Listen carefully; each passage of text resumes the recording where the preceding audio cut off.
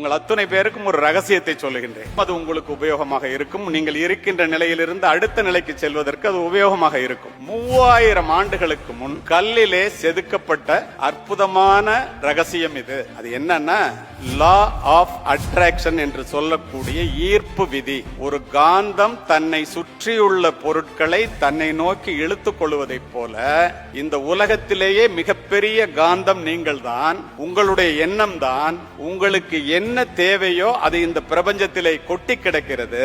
அதை நீங்கள் ஆழமாக நினைத்து இறுக்கி பிடித்துக் கொண்டீர்களே ஆனால் உங்களுக்கு எது வேண்டுமோ அதை உங்களை நோக்கி நீங்கள் இழுத்துக் கொள்ள முடியும். இது சத்தியம். ஏன் அப்படி சொல்றேன்னா, இத மாதிரியான ஒரு எண்ணம் எல்லா மனிதர்களும் இந்த இடத்திலே இந்த நிலையிலே இன்று அமர்ந்திருப்பதற்கு காரணம் உங்களுடைய மனமே, அந்த மனத்தில் தோன்றுகின்ற எண்ணமே. இதை நான் சொல்ற ஒரு புத்தர்.